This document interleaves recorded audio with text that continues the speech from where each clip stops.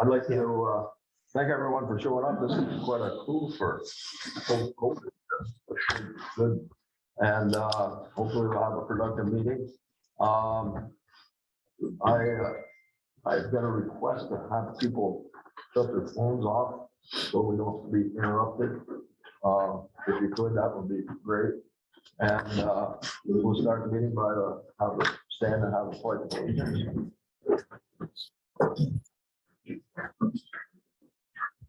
Pledge allegiance to the flag of the United States of America and to the republic for which it stands, one nation under God, indivisible, with liberty and justice for all. Thank you.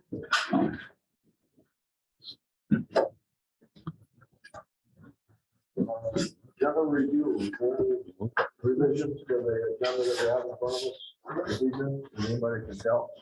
They just, item 7, it should say DRB, Development Review Board, not zoning office. Oh, yeah. Anything else? I just wanted to.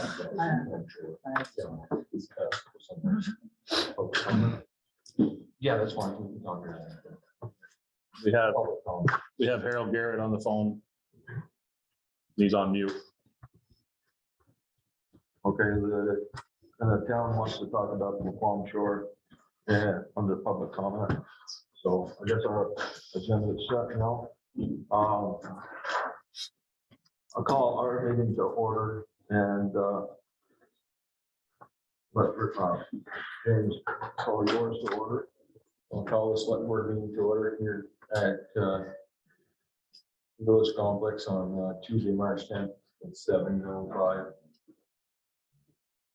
Okay, and Village Trustees Board is in progress. On March 10th, 2022, a special meeting, an update mainly for all of the boards involved. And I see on my board is the first on the agenda. So would anybody like to start? I can. Go ahead, because I'm always talking, so let somebody else go. First of all, I'd like to thank everyone, all the voters, the community for showing up to last week to vote. And most everything passed and the elections went well and the budgets were voted in.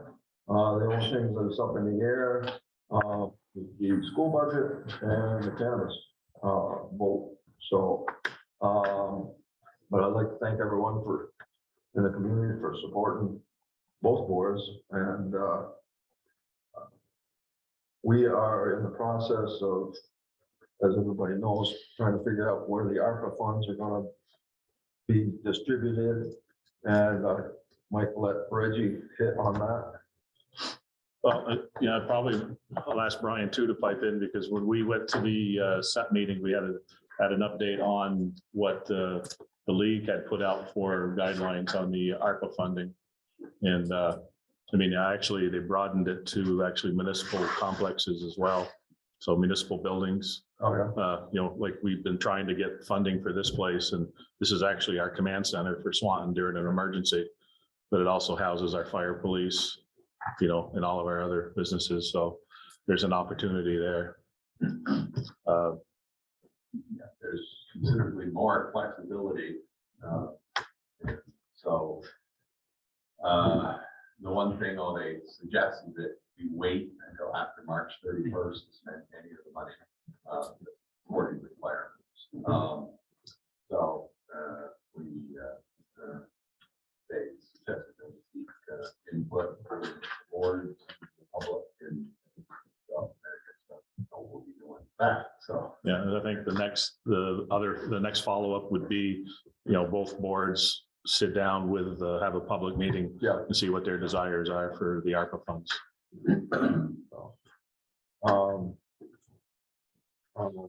Anything else? So the dam replacement there, or the bridge replacement, we've got the abutments that are going to get done this summer. It's going to be around August timeframe and coordinated with your contractor and engineer.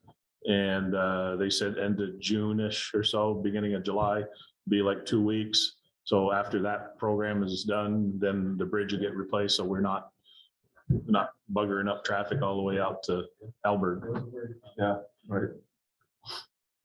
So when is the bridge is gonna be done? August? August, yeah, before school.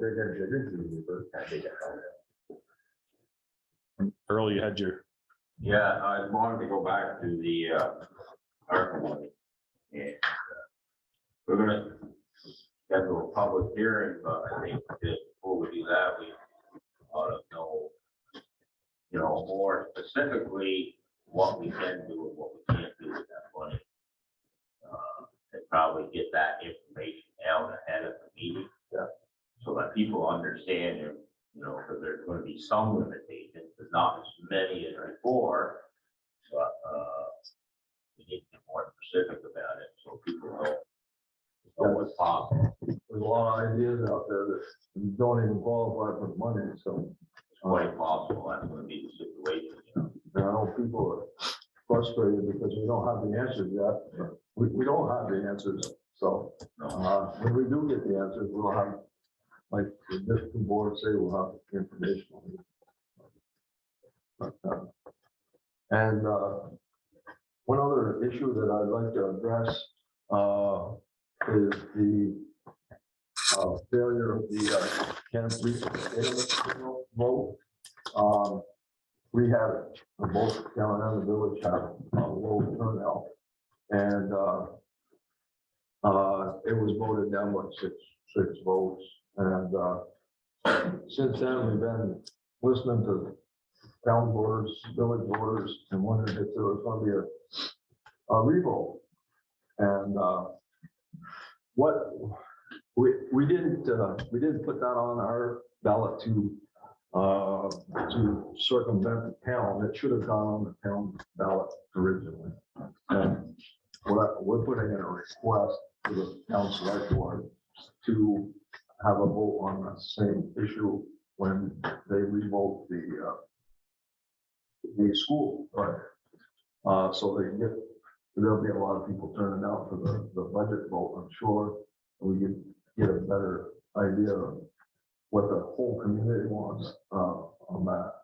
So if you could at your next regular meeting, put the idea out there for a vote for the retail sale of cannabis, because we have an interested party that wants to locate in the Swanton community, and what we're thinking anyways is if you approve to go ahead with a vote on the retail sale of cannabis, we'll have an informational meeting, and there'll be probably a lot of questions, and I can bring the interested party into that to clarify a lot of clarity issues out there, no pun intended, on that. So we'd like to request that the select board put a vote out there.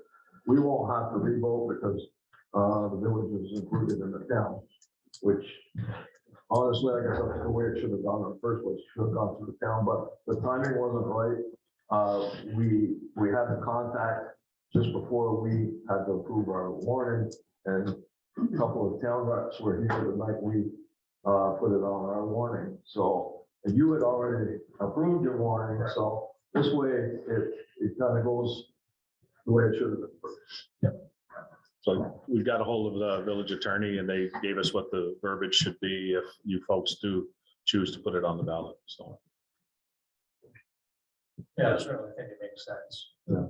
The town voters have an option as well. And for clarification, I think you said it best. Wasn't warned for us, so we couldn't backtrack Right. and do that. And I think that's the misconception that we were avoiding the subject, Right. not wanting to vote on it. That Right. certainly wasn't No, the case. well, that's why I wanted to clarify that. I guess ideally, it should have been put on the town ballot, because the village should vote on that too, so.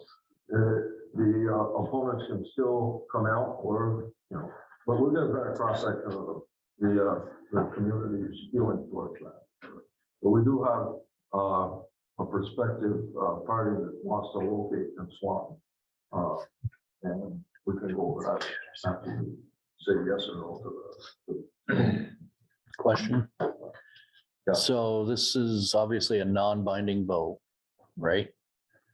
Just for my clarification, or is it the same kind of vote we had at the village meeting?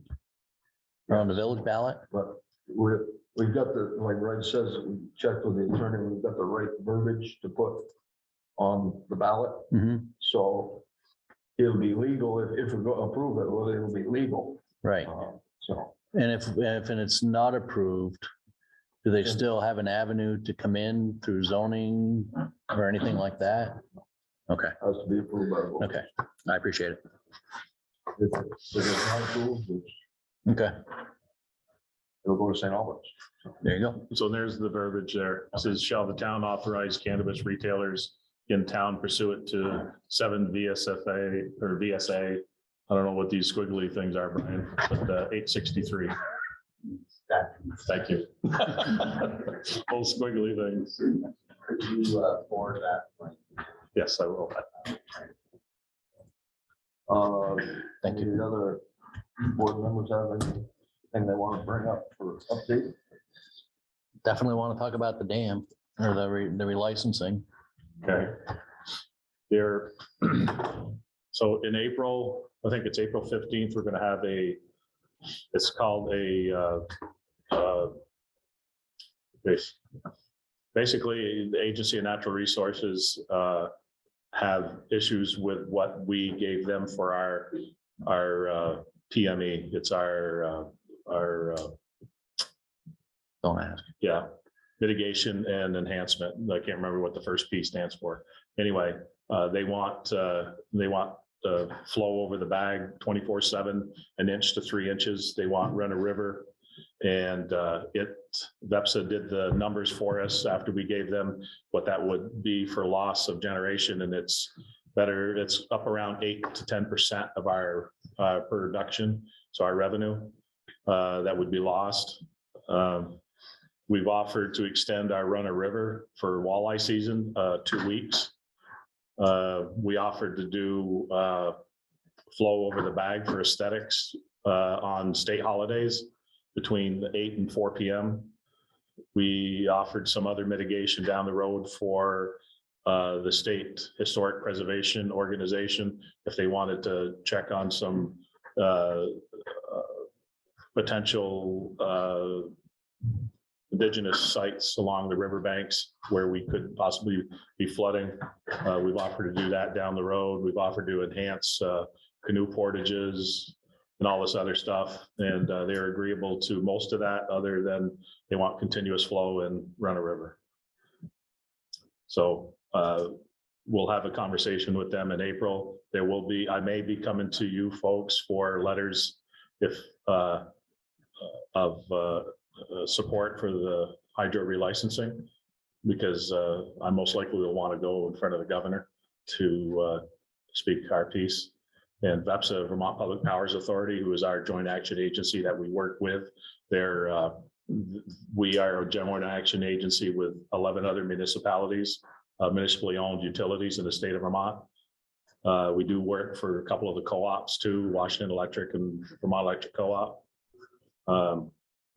So they'll probably be coming with me. I may ask Tim Smith to attend, have Brian attend for representative of the town, if that's okay. Then also probably Vermont Precision Tools and a couple of other businesses. So it would probably be a short visit with them, but that's my goal for the relicensing. So, Can I ask? yes, The 8 to 10% loss of production, do we do the math on what the cost would be to repair or replace that rather with something that is still environmentally friendly and meets our compliance of being 100% renewable versus if we have to buy from a gas diesel engine? I think there was an answer to that. yeah, I think we did. $50,000 a year. Of renewable energy replacement? Absolutely. Versus- Yeah, I think it was It three. might be higher now. Yeah. Because this work was done a few weeks ago. The cost of energy now, as you know. Yeah. It may have doubled. But it is in the area of 350,000 as of 3-4 weeks ago. Well, that was, so this past January, our purchase power bill because we didn't produce what we needed to when we had to go out and purchase over and above. $380,000 we had to pay in for other power, and that was $200 a megawatt, which is 20 cents. And we sell ours for 12, produce it for 8. And so what, long-term, how will that affect our utility rates, being at 12 cents a kilowatt now, if we have another 350? Depending on so our purchase power agents, VEPSA, say it depends on where we purchase the power and on what given day. So the volatility of the markets and stuff. Typically in the New England states, when you have to go pick up that much lost energy, it's typically through natural gas generation. So that would take us out of the Take it out of the renewable energy. Yeah. So Doesn't make sense, does it? No, especially when you've got businesses who can tout that they are 100% renewable energy on their paperwork. It's That's a big give. and it's totally against their Their own preaching. their stated goal. I mean, and what people don't understand is we had to fight just to get them to recognize our dam as being totally renewable because it's been there so long. I mean, that was a terrible fight. yeah, that argument was because they wanted new renewables, but we were existing and they didn't want to have us in the market as considered, so we would be exempt from the REC requirements for the state of Vermont, renewable energy credits. So because we were existing, we weren't considered new coming into the state. Did that correction have to go through the legislature? Yes, It did. Okay, I wanted to make that, everybody be aware. We had to go to the top to get that done. Yeah. And it's not easy. And something people don't realize about hydropower is those generators are rebuildable. We've rebuilt them many times. Each time we've made progress in the efficiency, each time. You don't rebuild solar panels. You can't rebuild windmills. And look at the rest of the country. Look at what's happening in California. They've moved so much into these so-called renewables that when something happens, or like what happened in Texas last winter, where the windmills froze, there was no power available. But hydro is always here. That water behind the dam is the best battery in the world. yeah. Don't get me going on my phone. As So an that- engineer, it drives me absolutely I mean, I crazy. don't know that the community understands what the cost and impact well, they'll be like, yeah, 8 to 10% reduction in production. Well, big deal. But I don't think they That's a lot of understand money. and know that. It can that's double your rates. It can double your 350,000 household rates. It depends. Increase Right, we had their rates 3,400 substantially. customers. Yeah, And we're nonprofit. Yeah. And we have the lowest rates, or the second lowest rates in the state. Third now. Third now? Yeah. They did an update. I don't know what happened there. Anyway, but Okay, well, even third is. even third, yeah, 12 cents. Out of Yeah. 12 companies. Yeah. good deal. I mean, that's what draws businesses in here. That's what brings families in here. Sure, and You know. businesses. Yeah, the low rates. Yeah. So that's the story on the hydro relicensing. I mean, there's a lot more to talk about in that. But we will be reaching out to you folks. Obviously, if you look at the town plan, in there, it touts our renewables. The Energy Committee was formed because of the issues that we had on St. Albans Hill, where they wanted to put wind towers. So we established an Energy Committee in order to gain substantial deference at the PUC. So we are Jen, myself, who's the other Energy Committee people? Andy? Andy, yeah, and I can remind him. If he shows up. There's one other that. And now we have Casey Robinson Plumbing and Heating. Just agreed to join us, but he starts next month.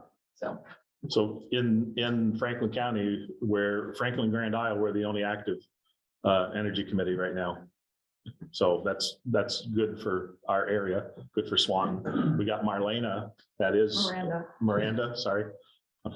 NRPC, Yeah, thank you. National Region Planning Commission, She's the representative or supposed to be the sponsor. Franklin Yeah, County. Franklin County, yeah. So good story there. And, you know, the other thing also is, you know, in discussions, the Lower Swanton Dam has been brought up in this. And, you know, I got the feeling at one point in time that A&R would agree to sign off on it if we remove the dam. Damn them, it ain't gonna get removed. Is that still the case though? Huh? Is that still the case? So there's, We're not sure yet. how, It's I don't know if I. not black and white, but it's, So in 2015, in July 25th of 2015, the agencies came in and blindsided the trustees at a meeting. And there was a member of the community who wanted to come and talk about Lower Swanton. That gentleman came in, and then behind him were agency representatives, unannounced. They just came in and have a seat. And I can remember Neil recognized the individual that wanted to come in. He asked everybody else to introduce themselves and let that individual talk. And then he quietly told everybody else they can leave. So, and they were Fish and Wildlife, they were A&R agencies, they were agencies of natural resources. I think I said that, but there was, I believe, 4 or 5 people. Yeah. So, We thank them for their input and dismiss them. We're looking into a debate. yeah, so long story short, they have a target on that dam. But this is the only river in the state of Vermont that shows natural repopulation of walleye. Not even the Winooski River, because of the silt that is held back by that Lower Swanton Dam during the spawning season. And that's one of the reasons why we said in our PME that we will extend our run a river, which means that when you go run a river, you're not ponding. So whatever comes in goes out. So we have the ability to pond and have a drawdown of 2.5 feet. We don't actually draw down 2.5 feet is because what comes into us, you have to recover within an 8-hour period in order for you to be able to generate at the rate that you did when you started drawing down. So typically we draw down only 18 inches and we recover within 8 hours. So it's your kinetic energy, right? It's just sitting there, and that's the process we follow. We committed to them that we will only draw down 20 inches with an 8-hour recovery also, and, you know, circumvent the 2.5 feet. So we're waiting on that one back, but so yeah. it's important for folks to know that, you know, they could be coming after it again. You know, we got to stick to our gun. You take that dam out, that river dies. You can't, there's nothing in my head that says that river's going to live if that dam comes out. It's nothing. Yeah, part of the requirement when we raised the impoundment was we had to give back wetland areas. So right across from John's Bridge, remember that used to be a hayfield? Now it's all, that was part of our give back. There was also an area downstream from there around BB Road and cuts around the corner. There was 2 years we had to go monitor water levels in there. And then the river is what causes that area to remain wet.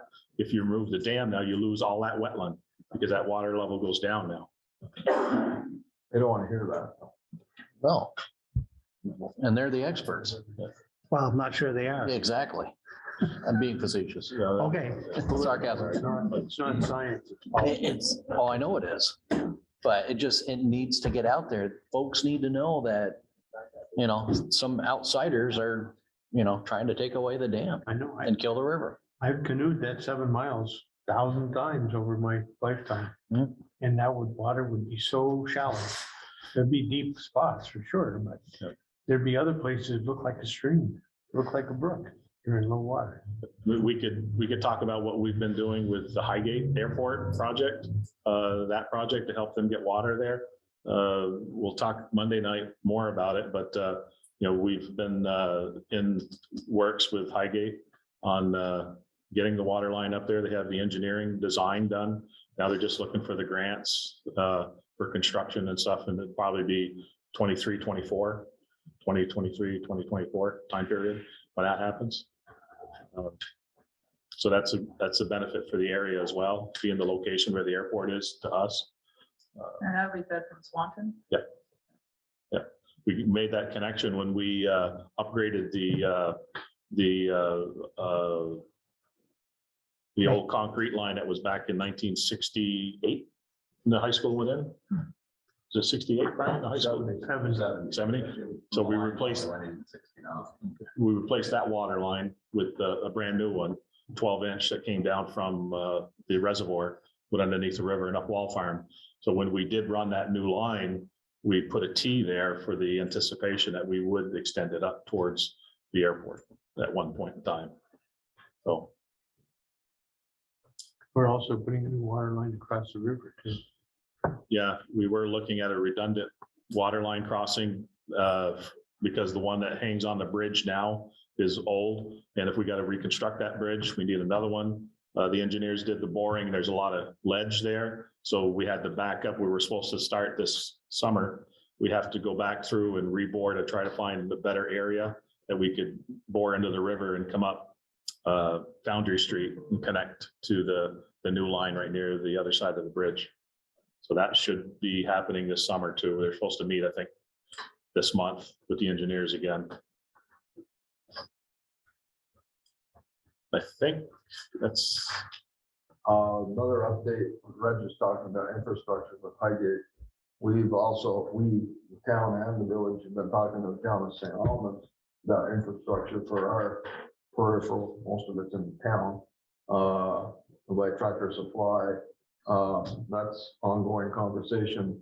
And it seemed good for us to be invited by the town. They came to our meeting, then we went to theirs. And it seems good that they want to team up with us on a development venture.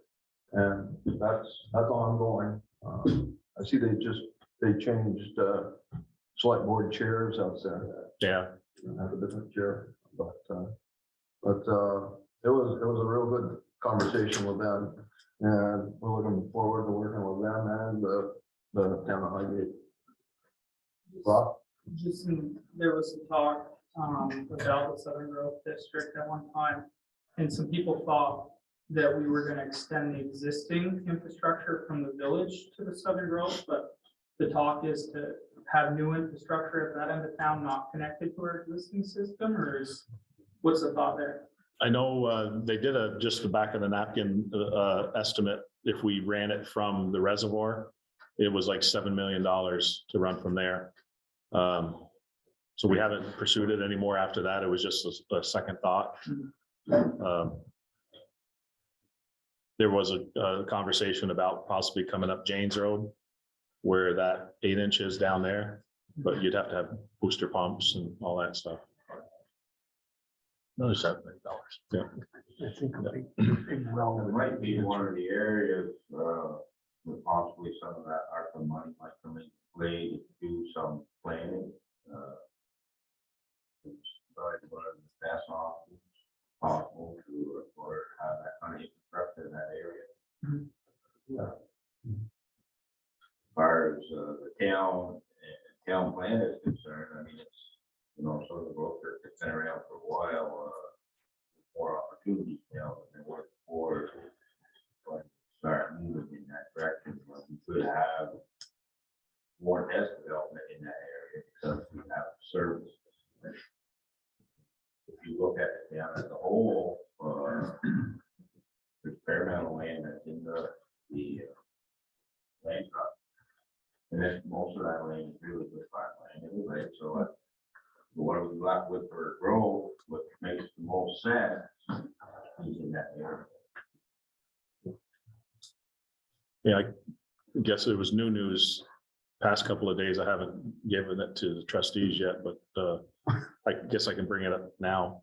The border crossing, US border crossing asked about running a water line down to them. So. Just past the airport. The border patrol? No, the US border crossing, Oh, wait, no. Highgate Springs. Highgate Springs. Oh, wow. Yeah, that is a run. Yeah, we've got the electric up there, don't we? Yeah, What would it take for the return on investment? Put that up there for the customers that you It'd have. be all federal money you watch. yeah, that's what he said. He says, I told him, I said, that price tag's gonna scare you. And he said, it's the government. It ain't gonna scare us. They'll cover. Well, you figure they're gonna do all new border crossing. They're, right now they're hauling the water. It's right. Now they're hauling water, St. Albans? Right now, they're hauling water and putting in a 10,000 gallon storage tank Really? once a week. Yeah. Really? Tank truck. Yeah. So I This will offered, be cheaper. I- And it's gonna reduce their greenhouse gases by Yeah. not having a truck on. the well, road. actually, I told them, so why don't you come here and draw it? And he says, how much do you charge? And I told him, so where are you getting it now? And I think it was from the city. We're a little cheaper. So they may start coming here and grabbing their water. Great.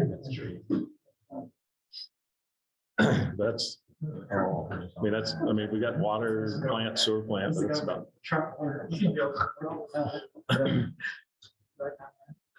But it really seems kind of exciting that post-pandemic here that we're finally getting stuff going and a lot of people that would be in Burlington are looking to Franklin County to relocate or start new businesses or move their businesses up here. And it's kind of exciting that they're interested in our community. And hopefully we can take advantage of it. I can say, and I'll probably get in trouble again for saying this, but I will say it, You're used to it. and I will apologize. I was asked what the SEP could do to help with, Ryan and I were there, with our progress within the community and that kind of stuff. And I got a call the other day from somebody that they were looking at relocating here, and they said they looked at the Swanton community discussion page, and they said there was so much negativity that they asked, why do I want to move into a community that seems so dysfunctional? Something I brought up for months now. The discussions that are on there is just not helping this community whatsoever. Not a one. They're very negative.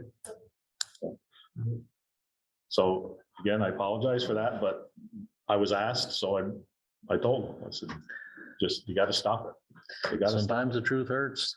That was part of the reason why the town started their own Facebook page, run by Nicole, but I don't think enough people go to it. They go to the Swanton discussion, not the town Swanton page. I like the Swanton Town page. Where we can put Nice. positive stuff in our community there. Comments. It's a negative that people dwell on, it's the unfortunate part. They feed them, even if they don't like it, they just. Yeah. Yeah, you're right. I've never been on it, so I don't know. They won't allow me on it. I've not been on Well, I Facebook, so- I quit. I mean, if you try to post for every negative comment, I try to post all of the great things that are happening in the community, but it could be a full-time job. all day, so. That's the problem. Well, it's really, I mean, I never seen the swamp discussion group. You don't want to. I don't go on, I don't do those. They hide behind these square little things called monitors. I don't Sorry. do social media, all right? Sorry. But, I do feel that we're not using it to our advantage. That's, there you go. And we may have to make an investment in order for that to happen. Because like Nicole just said it, I mean, she could work on that 24 hours a day. But, that's not really, she do that more as a volunteer. We may need more than that. We may need to get some kind of system set up, because it does seem like the only way people communicate today. Unfortunately. Well, to Earl's point, and that's a very good point. I mean, she's one person fighting off how many people in this community actually go on and make a post. 12 So, well, I don't. in that group, in that group. I don't even know what you're talking about, because I'm like, Earl, I don't pay attention to that stuff. But let's have an IT person or an IT group that helps us out with our communications for both the village, the town, and things like that. Why can't we do something to get them out with this and control it and stuff like that? But, so, man, the page that we're talking about the negativity is ran by an individual. That's just, It's a free for all. yeah, it's not ran by the town or the village. We have our own pages, but, And why can't we post on our town page? yeah, well, we can, we do. No, I mean, make a disclaimer and get it out there that this has nothing to do with us.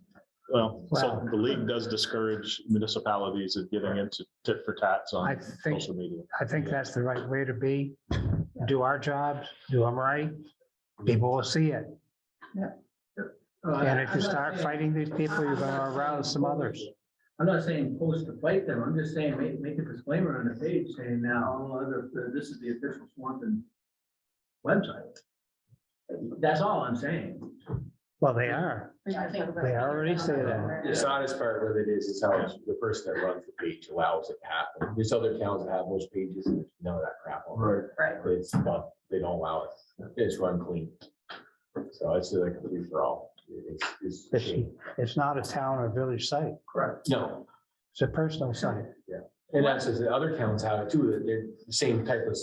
St. Albans has. St. Albans has one, it's run by somebody else, not run by the town, but they don't tolerate that crap on there. It's, Well, So we depends. reached out to Energy Committee and we had a conversation recently about using the Facebook page and our website and stuff in a more productive manner, like you guys were talking about. So we actually reached out to Mary Hartman at MBU to see if there's a student who wants to, like my niece, for example, Emily, you know, Emily, works for Las Vegas Motor Speedway, and she started her career as an intern at New Hampshire Motor Speedway. So we reached out to the school to see if there are any students who want to grow their career in social media and be an intern at Swanton for Facebook. And So I'm in the school at least 3 days a week trying to get the youth engaged to want to do that. And it's a challenging task all in itself, but I do have a meeting with the National Honor Society next week to start to encourage them to want to be involved in those situations. You know, I worked really hard with the group before town meeting day to get the kids engaged in reading our town reports, our village reports. well, I can see why they didn't do that, But but no, they did. I've had so much feedback about where they think is important so far, and I was there today. And the thought exchange that we exchanged today was just unbelievable. So it's a slow going process, but I think that could be a very good avenue into the future, getting interns from our youth. Mary connected Grant Mello with Reg, he's newer there. Yeah, he's a teacher, but Grant sent me a student's name, so I just haven't had a chance to connect with that. So one thing not to forget too is in St. Albans, we have the tech center, which many MBU students attend, and we have a digital media production and design program. And I know that our marketing and outreach coordinator does have an intern through the tech center that works with him doing the marketing and outreach for the tech center. He writes a lot of press releases and stuff like that under email. So through them, chances are maybe there wouldn't be a Swan resident, but through the tech center, you may be able to find someone. Well, I mean, well, we wanted to start with MBU Of because, course. but at the same Yeah. time, if we don't have anybody who's interested, and if there is a St. Albans resident, Right. somebody who wants to put it on their resume, because it looks great when you're applying to colleges and for jobs and you did your internships at doing And what there you want may to be a do. student from MBU that because of the periods, because they come to us for such a long day, there may be an MBU student that's taking a class through the tech center that may not even be in connection with someone working at MBU. So, yeah, so if you can connect Reg, I'll send you Dino's info. Yeah. Or introduce you on the next Wednesday. perfect, I that's awesome. probably will be free in the afternoon, so I'll head up. Thank you, Nicole. And I'll work with Nicole too. I'll get off my soapbox. Me Okay. too. No, you're never wrong. I guess that's, as much as our update wants to be, you guys want to take over for the town, give us an update, or are we all set? B Road, library, sidewalk, 278, you name it. All that kind of hit on. We're gonna list the culvert on the B road this summer. And hopefully we get our grant that we haven't got the last 3 years. If not, we'll have to go something else. It's pretty rough.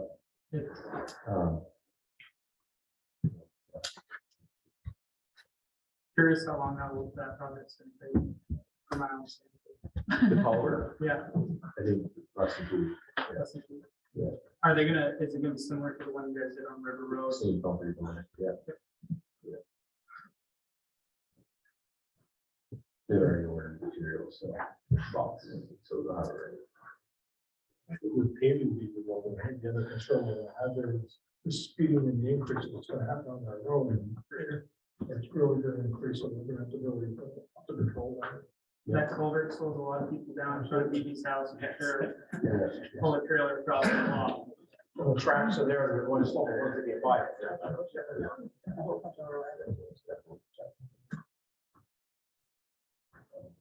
Did you say about 78? 78. What about it? About where are they on that? When are they going? So, The we last, don't wish. the last update we had last fall was 2024, so. They're like 2028, we'll see a page, I don't know. I think they were finishing up right away. If you go through the 4U project, you start something like that, it's supposed to be. We were that close. I felt it was encouraging news because we're now only a couple of years out, not 10 years. Serious. We hope to see that. Trying to be positive. So where I'm more worried about the speed on Route 78, because it's not gonna change anytime soon. Anytime soon. Not like the Beacon Road. Right. Speed everywhere. Exactly.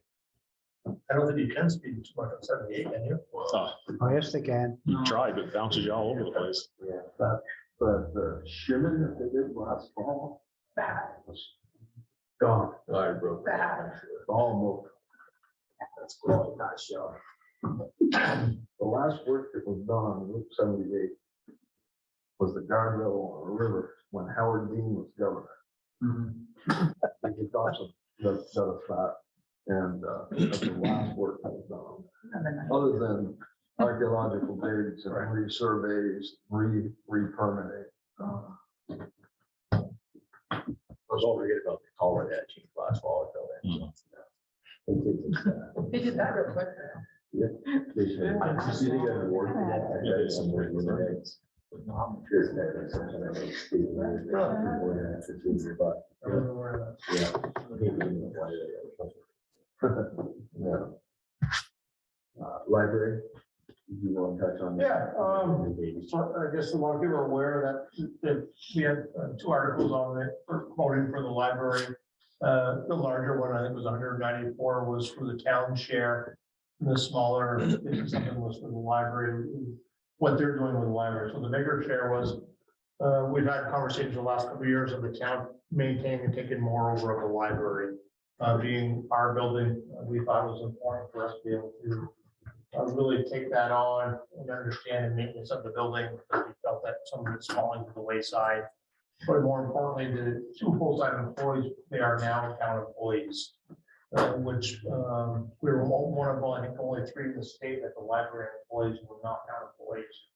Per suggestion of our lawyer, he said it was probably best that we brought in more and give them the town benefits as well. So I think that was important that we did that. I think they're a great asset to the community. They're getting better, more involved every year with what's going on there. So more importantly, we have control of the building itself, being a town building.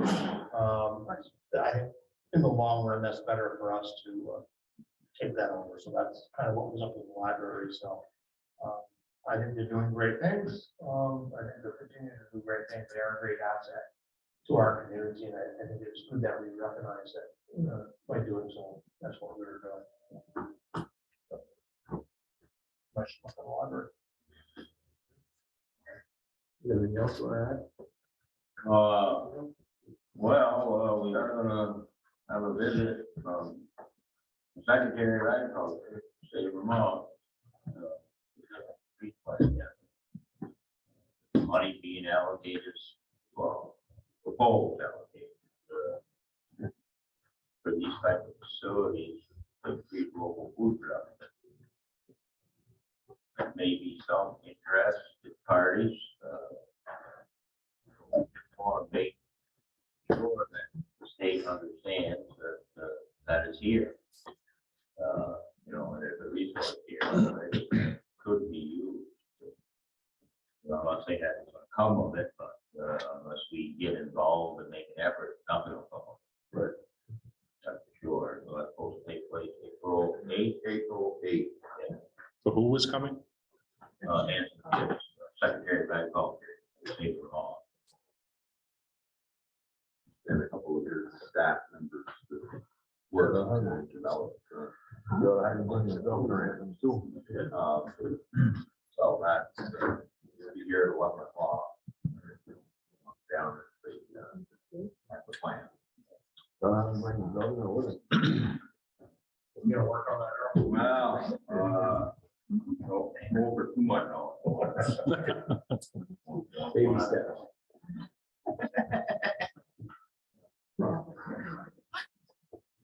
It's just, tomorrow morning at 8 o'clock, I have DP Cooper, the town former select board chair for the town of St. Albans, coming into my office, wants to talk.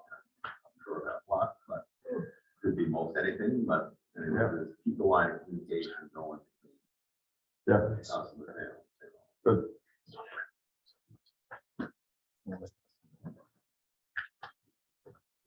If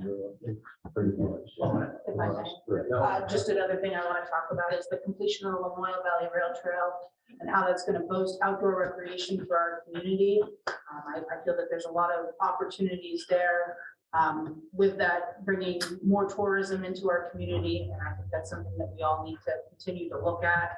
I've gone and really tried to highlight some of our recreational assets. So if you haven't had an opportunity to check out the Swanton Recreation website, it's got a lot of really great information about what some of the really neat things that make Swanton. To add to that, the 4th Street property, we want to go forward with the brownfield issue, or still working, waiting for, to find out what we need to do, and how much it costs, what we did, but some money based on all that.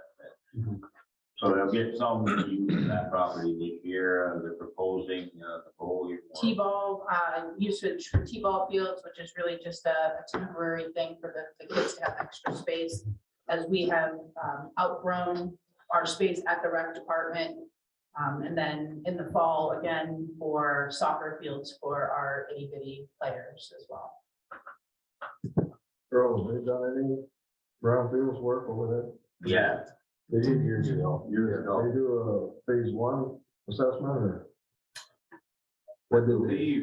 Oh, yeah, they found some Candidates. candidates, and so what I talked to the engineer who did that back in 2005. That KAS? Well, they've changed companies, they've merged and whatnot. So, but I got hold of the actual gentleman who was in charge of it. And told him what we were looking for, is they just test to see if the contaminants are still there. They could have taken care of themselves. So he's, they're gonna do that. Just a suggestion. We're still, like Earl says, we're waiting for funding for phase 2 on the Riviera Hotel. Yeah. We're supposedly getting help for that. They've got to do some test borings over there. If we could get that company to do the town property at the same time. And if it's covered by a grant, we could get both sites worked on at the same time. Ours won't be though, as far as I know, because we own the property. And we looked into it before, because we own the property, we'll qualify for ground. Right. What we were told before. Like you guys just purchased that property, so then you qualify for ground. For some crazy reason, because we own it, we don't qualify. Because we own it. We own the Riviera Hotel. Yeah, but you just purchased it though, you didn't always own it. We've always owned it, and the name this came from us, I assume. Really? Yeah, no, we looked into it a couple years ago. And it was, Yeah. Like that. it probably comes down to the fact that they're saying we did. Yeah. I guess the brownfields is for new purchases, so you would have bought a property to have brownfield. They'll help you clean up the brownfield, but they won't, I know it sounds crazy, but they won't help us clean up. Well, that haven't helped us very much. It's just, yeah, well. But that is the rule. But the original cost, did you have a cost estimate on this? Like $12,000. Yeah, it wasn't, I mean, it's enough. Probably 30. Not cheap. Was that enough just for the assessment? No, that was good. That was for removal. Oh, really? It's a small area, it's not. It's not very big. It's 35 by 35 plus area. It's not a big area. That's still a lot of money. ARPA funds. Maybe it's diluted. Yeah, sure. Because it's everything. What's that, if you want, you can have it done. ARPA funds. You Perfect. made that your parking lot area, it covers the parking lot. Yeah, we could do it that way. So the thought of housing on that property is no longer. No, The no. property is no longer for sale. Oh, I understand that. I didn't. Yeah. Okay, Yeah, no, we could fill out the people. inquiring minds. Things could change. Never mind. Thanks, Dale. But if you want to chip in, we'll accept donations. I think there's a need for housing. So just to comment on some of those brownfields and some of that potential construction, I know this will make Neil happy. Yesterday, what's that? Yesterday, I testified on a bill in the State House for a $15 million revolving loan fund for building trades programs in the state to be able to draw down zero interest loans to either purchase and rehab blighted homes or structures within communities and or build new housing up to 4 units. Oh, yeah? So this is something, page 703 is in the House right now. The money is specific for programs like building trades, programs like Vermont Works for Women, even potentially the correctional programs that are doing some construction or restorative justice, to draw down these zero interest loans to rehab, build, whether it's new construction, mainly they were thinking blighted houses, which will also then increase tax base upon sale. They pretty much said in the hearing that they weren't expecting anybody to turn a profit. If anything, they were expecting us to run in the red, which I was not surprised to hear. Like they But do? what's exactly, so just not that we're, as the building trades, looking for projects here in the community, but that's something that potentially could be coming down the pipe with this whole extra money coming out of the education fund. So this is one of the chunks of money within that. The hope is that it's going to not only spur some growth within communities, but also spur some growth within our much needed construction sector for new hires. So if you guys keep an eye on that, there may be potential. I know from experience, our program being based in St. Albans, it would be hard to come to Swanton, but that doesn't mean we can't think outside the box. One of the other stipulations on this money is that it can be used to pay for instructors and students to get paid hourly wages outside of school hours that aren't budgeted. So it could be used for summer projects for students and instructors to come in and work during the summer on blighted houses within communities. So that may be a way to make it useful for a community like us. I'm not saying I have time, but there may be a way around it. If there were people, it is mainly tailored for nonprofit municipalities to be able to use these funds to buy the land to do this and either sell it or potentially refinance to keep it. How far out is this program? We haven't voted it in yet. It's in the House now, and it's gonna go visit the switch is what coming up, so it's gonna head to Senate. But everybody that was in that meeting yesterday I was in was very receptive. They did say that of the 15 tech centers in the state, only about 6 or 8 are truly interested, with maybe 5 or 6 being seriously interested in using this money. So it's not like every tech center in the state is interested in going after this money, and it's a revolving loan fund. So You're interested though, right? I'm interested. So I just wanted you guys to know that, because where my brain goes is the red. You know, I know that 4th Street may not end up being a housing project, but if we think outside the box, who knows? Maybe there's some other projects within the community that this money can be used for.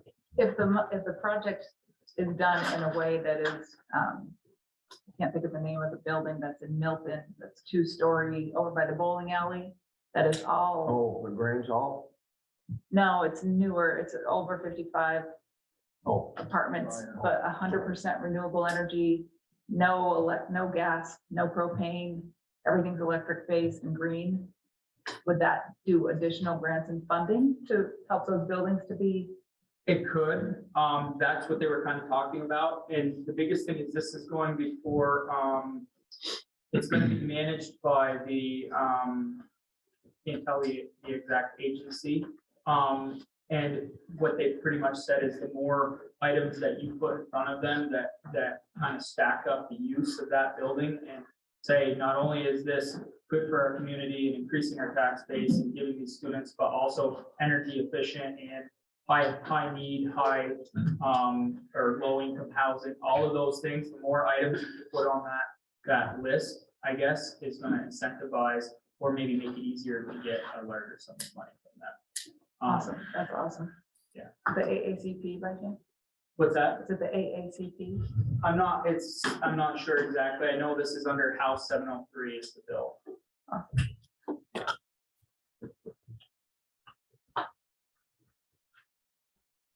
Suddenly it's quiet. Everybody's taking notes in their head. I have one. Planning commission. Once or before, on the planning. No, later. Later. Planning commission. You want to say, Okay, update? thank you. One question I have, back to the beginning a little bit, has there been any interest from local businessmen or people on economic development funds that might be coming available? Has anybody come forward looking for something like that? Not that I know I was just curious. If anybody had. Yeah, Brian is the economic development person now, right? Right, but nobody's stepped forward, nobody's asked about it. We'll start with a little show and tell. I haven't done any show and tell for 20 years, but maybe I can still remember how to do some of it. Everybody wonders why we didn't get a grant for funding. Well, this is what we wanted to revise. We have an extra copy in the office. If you'd like to go down and borrow it and read it.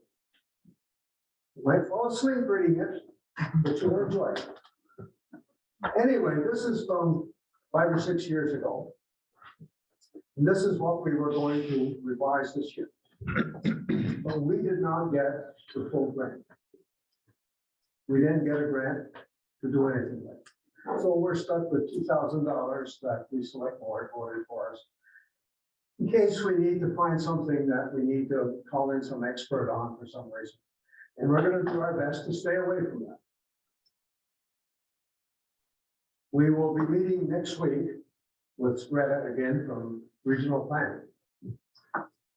Her task that she gave us when we met with her last week was to go home and read this. I assume that my colleagues have read it. I know that I have.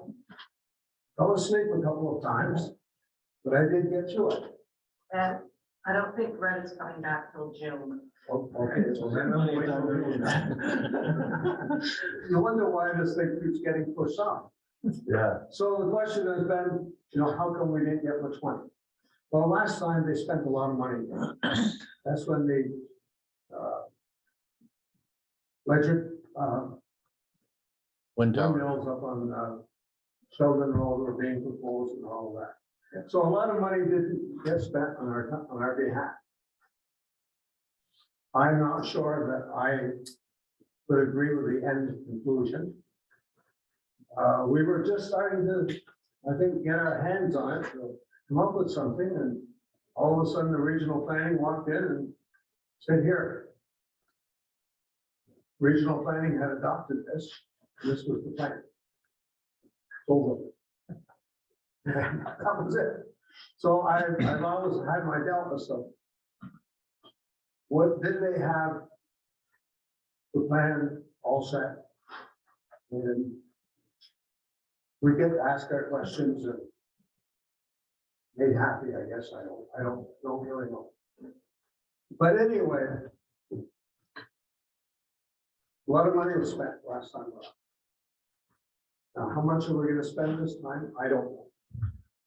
We were looking for a grant around 20,000. We got nothing. Maybe next year we'll get into it and go back. And that doesn't mean we're just going to stop. There are things in here we can change that don't cost a lot of money. One of the sections in here, rather interesting, deals with new things that we need in Swanton. Somebody was talking about volunteers earlier. There are 150 some odd different organizations that are suggested that would be good for Swanton. I don't know if we've got enough people to handle all of those. I guess not. But I think one of our things should be, when we get back together, is that we go through and choose 4 and 5 of these things that maybe we can work on over the course of the year. But energy committee. We had fun getting to that. But we finally found a couple of people. Yes, John, Ms. Yandel. And they're off and running now. So maybe we can get some other people to get involved and get into this. So we need to bring about some changes in this. I mean, there's stuff in here that probably went out with, St. Albans Messenger. Other things that we probably need to begin to think of, that's the town plan. This here is the book that Amy works with. And the development review board works with. This has all the maps in here for what you can do, what you can't do, what you'd like to do. And when somebody comes in, says, I want to do this, this is the book we look at. And from there, they have choices. If it doesn't work, they can always appeal to the development review board. And they can make slight adjustments back and forth as well. So we hope to get started with this and begin to come up with a few things with Greta. And she'll tell us what she considers the most important things. And we'll start going through them one at a time and come to a point of consensus is what we're going to do. And that grant that you didn't get, what was that supposed to do? Pay the regional planning? That was supposed to pay Northwest Regional Planning to put that plan together. That's how it. I'm not Facilitate. sure, but I believe that's where their salaries come from. The grant was to facilitate a bylaw or a town plan rewrite and help us with much of the wordsmith. Probably help us with actually putting things together, with much of the work being done by us with comments. Obviously, we don't have the time, definitely Amy doesn't have the time, or even Brian now. David assisted in the past with some of that wordsmithing and making sure things are, up to snuff. So that money, the $2,000 you guys agreed to for match, we're gonna have to try and spread. Greta did mention on our last meeting that there's potentially some other money via another, was it a grant or? Another grant. That's coming down the pipe that might be able to spread amongst a couple of municipalities. Big words with Mike. Might. Exactly. So, in reality, it's gonna put a lot of work on us, whereas in the past, very similar to regional plan does, they have staff take a look at stuff and make some suggestions based upon the plan review that they've done for the policy project review committees and stuff like that. Staff will make those recommendations, and then the committee will take a look at it and make some critiques on it. We necessarily won't have that. Question. Does the town pay a fee to belong to NRPC? Yes, yes. So not only are we paying a fee, but then now we've got to find a grant to pay them more. They are gonna provide us with some staff time, and they said that they're gonna do their best to help us with what they can. But the grant typically would be the same that we would use for our bylaw rewrite or any of that money, which is much more in depth than what they do across the board. So, and they did say that they had funds, kind of a reserve for times like this to help us, to make that $2,000 go a little further than it would. The $20,000 was the max, with a $2,000 maximum match.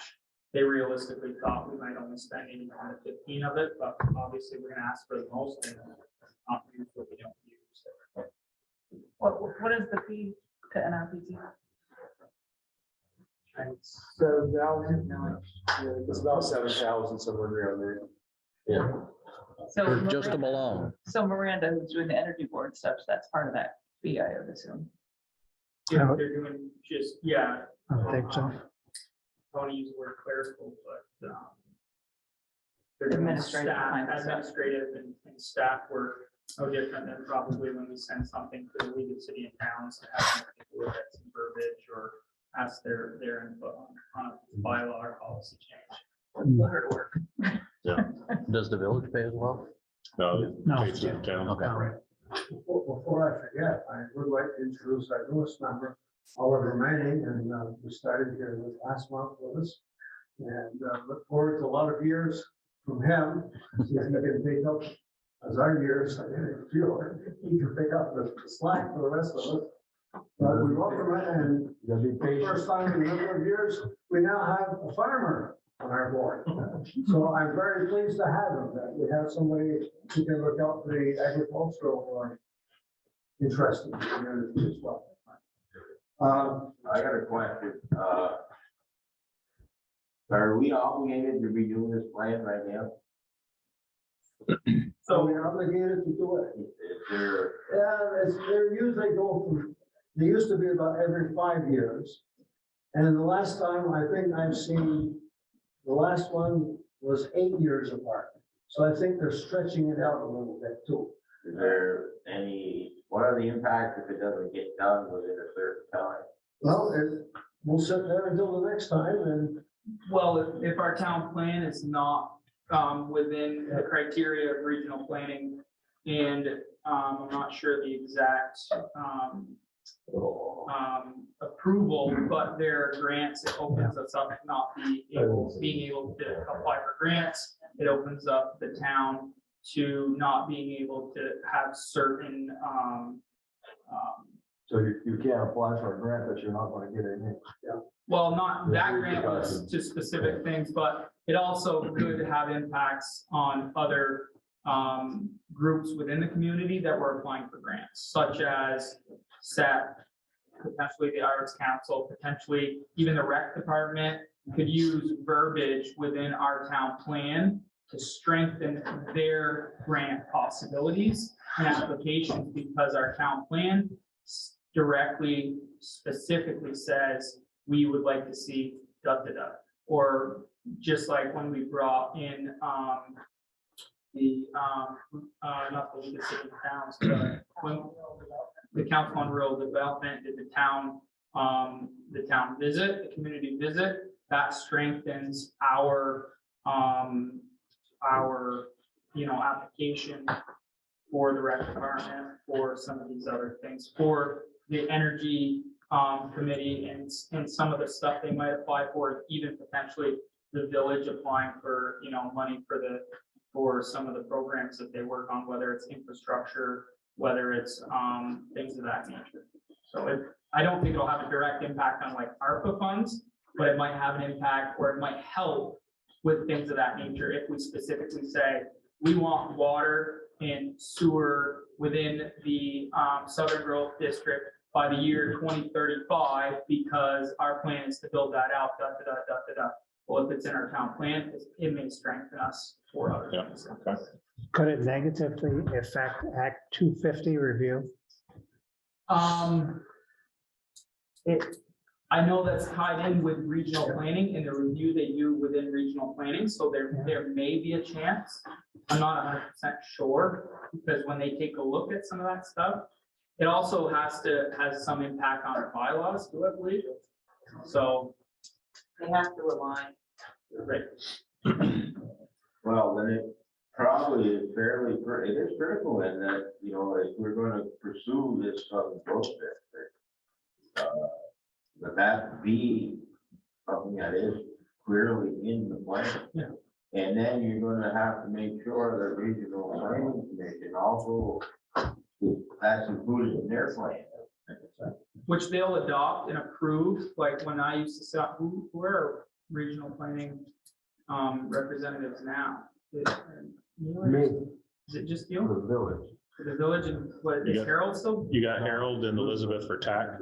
Okay, because I just didn't have the time to go to those anymore, but I can remember from when I was on regional, that regional would do a review of a town plan, and then it would get before the whole regional planning commission to have approval by the planning commission, which then strengthens that because they look for specific criteria within our regional plan, or our town plan, excuse me, because it should align somewhat with the regional plan as well.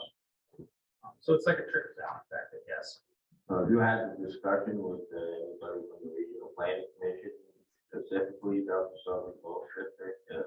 I've been saying since we started talking about the town plan rewrite, the one thing that I've said multiple times that my whole thoughts are we should spend I a chunk of understand that. you're saying that, but what kind of reaction do you get from the regional? We just got them at the last meeting. Yeah.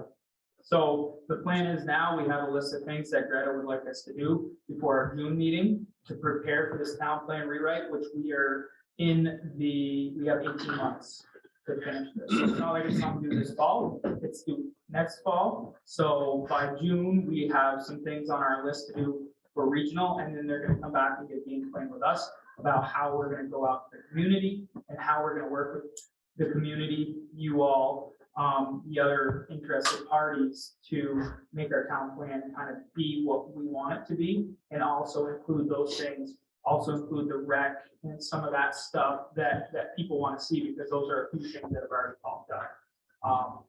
The rec being like a vision maybe for that 4th Street property.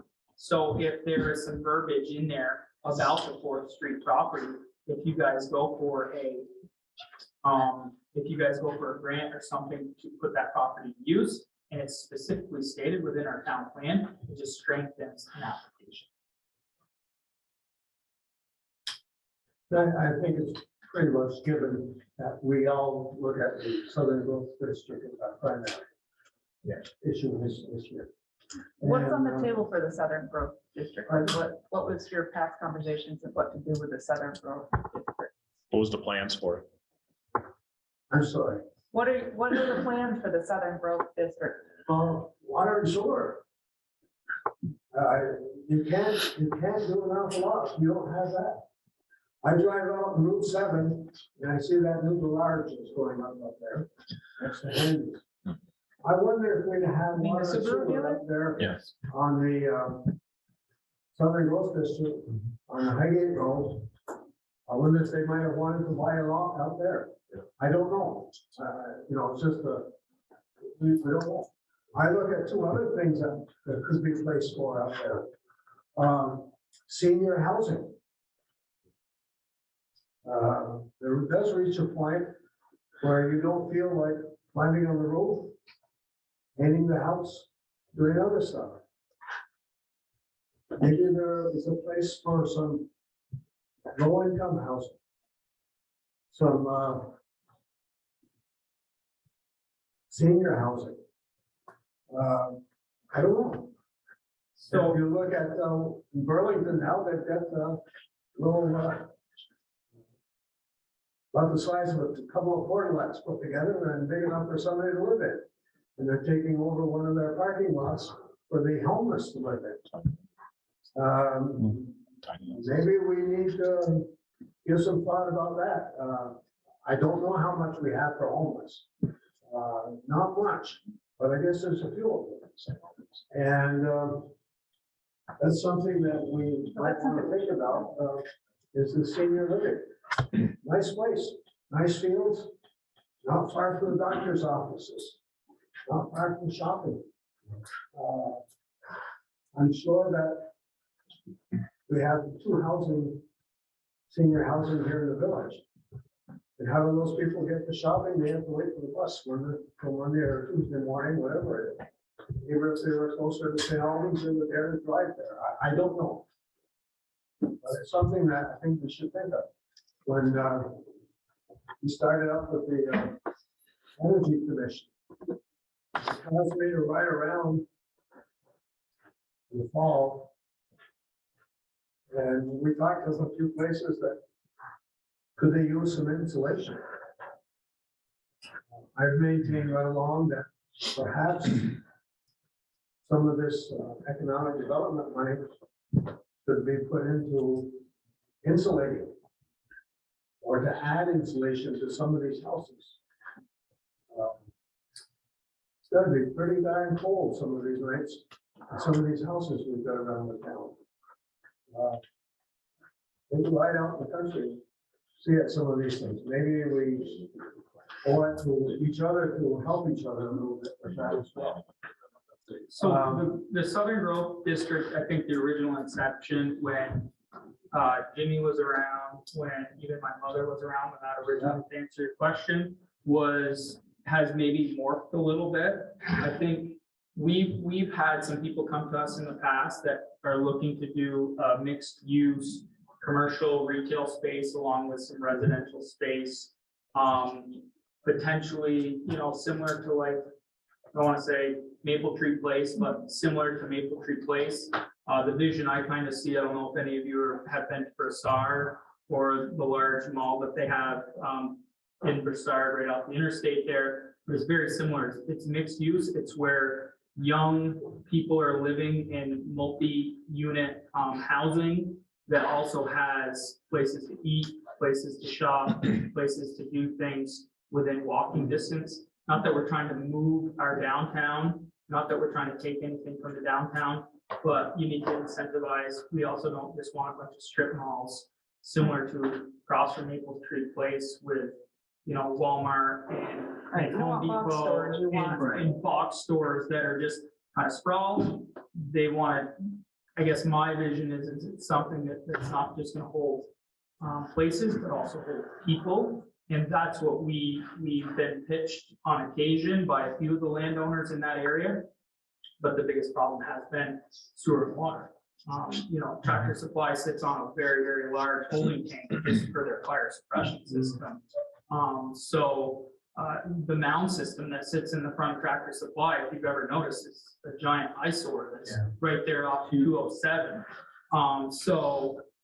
Things like that, if you condense some of those things and put it into the municipal system, then you're gonna also increase density and then also get a little bit more bang for our buck. From my understanding, too, with the football settlements, part of the past conversation, they were restricting what they were allowed to build. So that was part of the ongoing conversation now, is trying to bypass some of that. Exactly, and that's kind of what we need to figure out how to do, and I realize that takes time. And in the inception, even the Southern Growth District has changed since it was born. It used to have a central overlay that has since been removed that was for more density, I guess, was the thought process behind that. That has since been removed. The other thing that's out there is there's a couple of wellheads that are very large wellheads within there that has some restrictions. So by getting that municipal water and sewer in there may help alleviate and open up some of that land for development too. Yep. And to finish up, I had a thought this afternoon, I had 2 telephone calls this afternoon, people wanting to know how to get in touch with the health office. And I found the number and called them both. But then something that she said here earlier tonight, maybe we need to start advertising and selling ourselves. Maybe it's time on our website, we just don't have the dollars and cents we spend, a list of meetings and a list of people. And maybe we ought to sell somebody who's a good writer. And we have a few of those people in town whose job would be to sit behind the monitor and find articles about Swanton. And put them on there. And put pictures of different things going on around there. Tell the community, you have a good idea, send it to this person. Get it on the web. Because if you're gonna move today, you don't call up a realtor, you get on your computer, you and I wanted to move to Utah. I can be on my computer looking at Salt Lake City and see what they have. And maybe we need to put some stuff on there to show them what we have. The athletic fields, the schools. Yeah. But I look upon that as something that we can do. And we can sell it ourselves. We don't need to wait for somebody else to sell it. We got a pretty good town here. And people want to move to Vermont. Well, let's put it out there. Let's show them what we've got. Let's get some people who have moved here to say how much they've enjoyed coming here. I know it's cost money. But sometimes you've got to spend money to make money. It's a great point, Ed. With that, is there no other questions? I'm finished. It's a great point. I mean, it's, you know, in this day and age, it's almost worth hiring a full-time person for it. You know, we've talked for many, many years, you know, I've been on the board 12 years now, but I'm sure it's been talked about longer than that, but, you know, we don't sell ourselves. And, you know, it's gotten to a point, you know, especially in this country, that if you can't sell yourself, you're not going to succeed. You know, it's like a resume, you know, you pay somebody to do a resume so you can get that job that you want. And, you know, that may be something that the town and village can get together on and say, look, let's come up with something, let's hire somebody, and let's go out and sell the hell out of Swanton. Well, that's what she was mentioning earlier. Really, same Yeah. thing. That's what social media is in Yeah. today's world with COVID. When COVID hit, everybody was glued to their computer.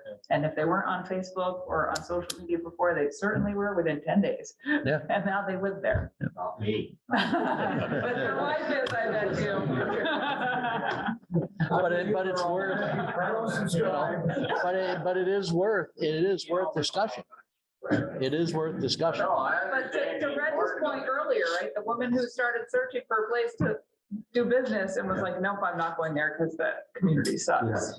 Like, that's a huge hit. It's very true. In this day and age, we need to get, we're way behind this, you know, Swan is way behind as far as I'm concerned, on the social media side, you know, I mean, that seems to be the only thing people know now. Right.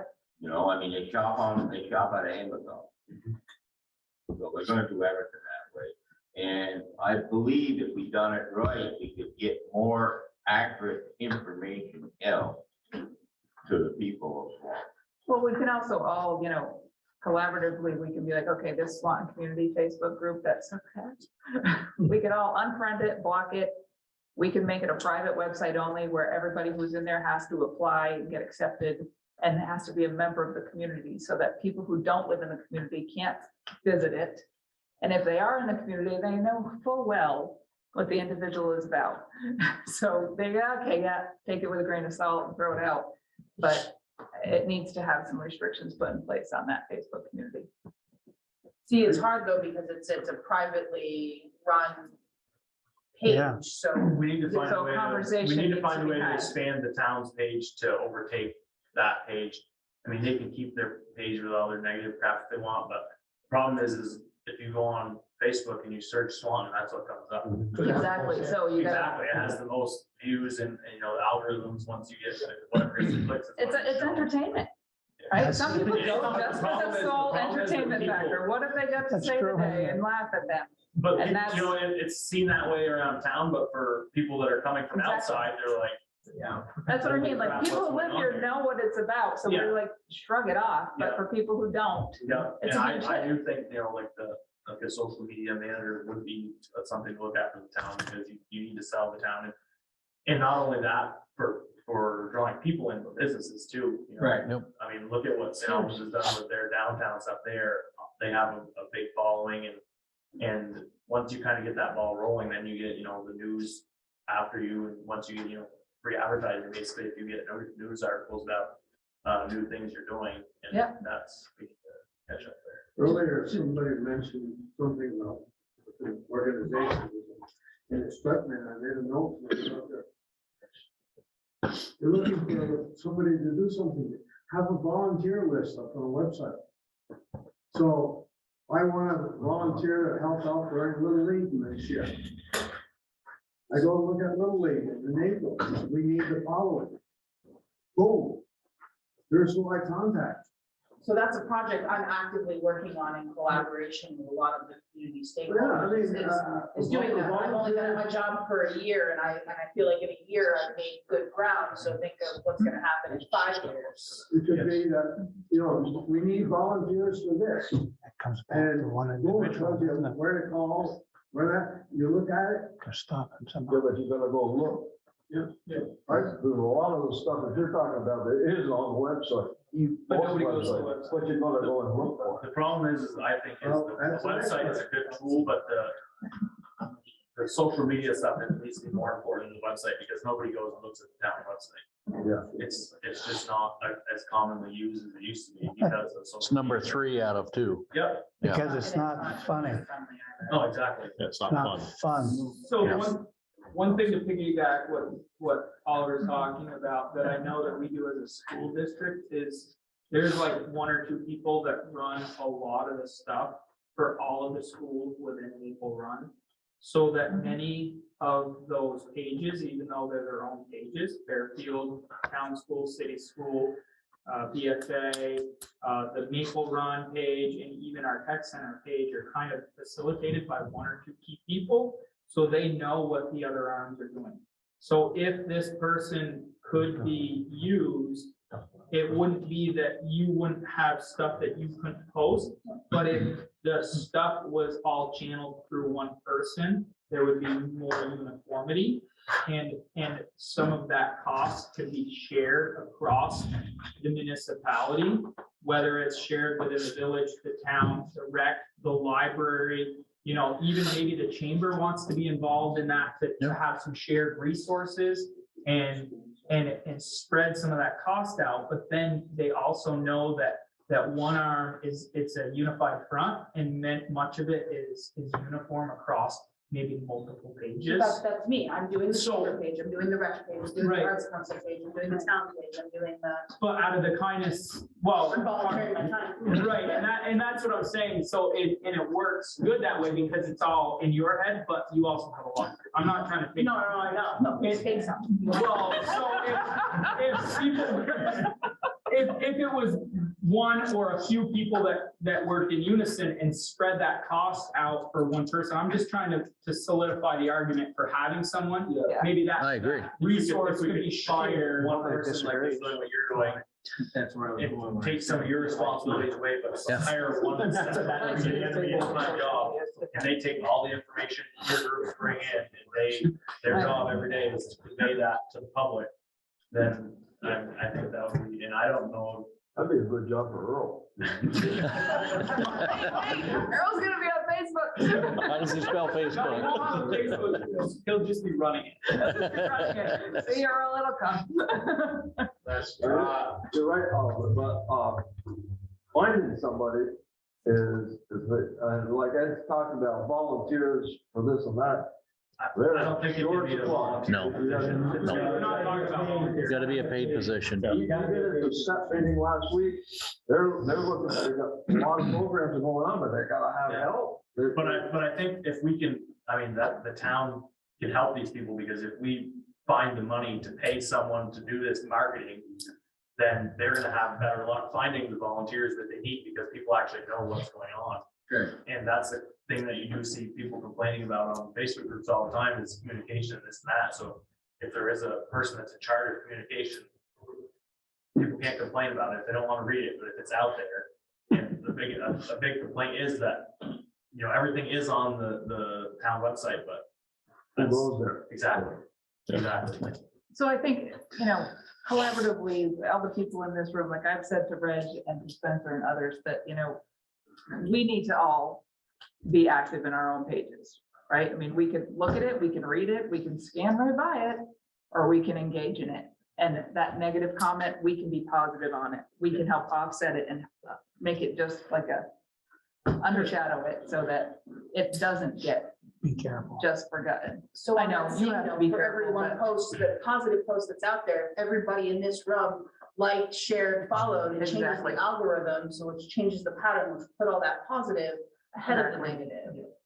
That helps move everything up. So Earl, we expect you to start liking stuff, okay? Wow, I think it's pretty clear that, we need to, why don't we just put a freaking advertisement out there? Advertise for someone to come and do this for the town of Swan. So it's We would budget, include it's the payroll, and it's income, and it's FTE. Yeah, we may not even need a Absolutely. full-time person, it could be someone. No, you need a full-time person. You need a. You need a full-time person. I wonder I if don't you think find, full-time there's gotta be grants out there This is what from somewhere, Elizabeth should be hey, doing. give you money to market your town. ARPA funds. Yeah, ARPA funds, 100%. yeah. And I think after, I do think it would help grow a lot of things to generate more money. So I'll work with Nicole to see what we can. come up Wholeheartedly with. agree. Unless somebody wants to get a cloning machine going, I mean, I'm happy to make clones of me. No, I mean, if I get that connection with that student at MVU and if they're a senior or whatever, but Or the I'll one connect with you. Call me. The other thought, just with MD, I know it'd be great to use our local, but I also know that some of the colleges around do have some marketing programs. Parent programs. UVM has a community development program that they are actively seeking placement for interns. Something that I looked into, same thing with Northern Vermont University also has a program. for Enhancement program. They do. Yeah. And maybe it's something we could. What they should be doing. Like a summer intern, and see how it goes, if we You're can really busy increase enough. traffic through the town. Even the business. Take me 5 minutes. and And I'll- then if you see that, it's really working, then we could probably jump in with the full-time funding and. I know. So we I gotta, guess my assessment of this whole thing is, you've got this other Swanton group that's doing all this, you're saying negative. I'll take your word for it, but the only way we're gonna get rid of that is if we do a better job. Exactly. Simple as that. so we got somebody on TV wants to have a, Michelle, do you have a comment? Oh, can you hear me now, Reg? Real good. Reg, can you hear me? Oh, yes. Oh, okay. So this is Michelle Nordberg. I just wanted to thank you for this conversation. I don't know, for those of you who don't know, I'm the chair of the Communications Committee under the STEPS, Swanton Enhancement Project. And perhaps you did see that there was a survey last year about communications and, the marketing of Swanton. And the results of that survey basically said that the results is that they really wanted a centralized website, where information was easy to find. A lot of information was out there and around. I know that everybody has their websites. This group has multiple websites, multiple social medias, but it makes it very hard for people to understand what's out there, how to market Swanton. I know that you're talking about that, which is really important. And we just don't do that well. We don't do communications well. We don't do marketing well. We don't have information sharing centralized and easy to find for our multiple groups, which, we wouldn't begrudge everybody to have their own individual communications, but it's very hard for our 6,000 people to know where to go for that information and find it. So I really am so excited to hear the voice of support for that. And if there is, support for a full-time person or any kind of group to manage that content, it's more important about the information sharing out than than at this point, and so trying to even get your social media. So the first preference was to have a centralized website, and everybody can have their personal websites, but they have to be centrally linked so that everybody can get to it. And then the second is Facebook social media. The third is for those of you, it's e-newsletters, electronic newsletters. And then we should probably have something like a physical newsletter or mailings for people who are not electronic. But those were the results. And I just wanted to make sure this group knew that, and that my group is open to helping come up with what those what those out of this group and other groups, focus groups, community engagement, what are the requests for us in order to have those user requirements in order to, even if you hire somebody, whether it's a designer, a website designer, or if it's a full-time person, they still need to know parameters. And we can help do that. We're a bunch of volunteers who are interested in doing this. So if we can help you, I just want you to know our door is open, and I'd love to meet with many of you who are interested in this. That's awesome. Thank you. Okay, Perfect. thank you. Thank you. DRB. Yeah, DRB is up next. All right. Thank you very much. First of all, I'd like to take this opportunity to thank the board, the DRB board members that are here. We do have a new member as well, Jennifer Diendo. I will say that, and I also want to take the opportunity to thank the village board and the select board and the planning too for us all meeting here. These meetings are really good, and as you can see, we got some participants in the audience, and I appreciate this. So I just want to give everybody a little update. Ed, your hard act is to follow. I'm not going to stand for this. Okay, I'm sorry. But anyways, I do want to thank everybody. So recently our meetings have been, our meetings are, we're kind of like a slave group to the planning commission. We hear petitions and people come in front of us, and meetings are going really well. We try to keep them focused. We try to keep them on time so that we don't get a lot of things going down different avenues.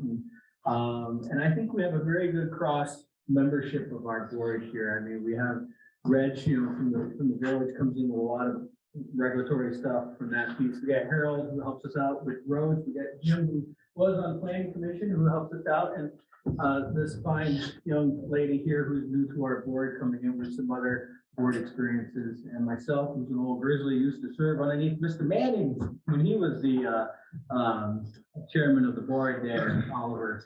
So that's how far back I go, and Dick was the administrator. It's good to see you in the audience, Dick. Thank you.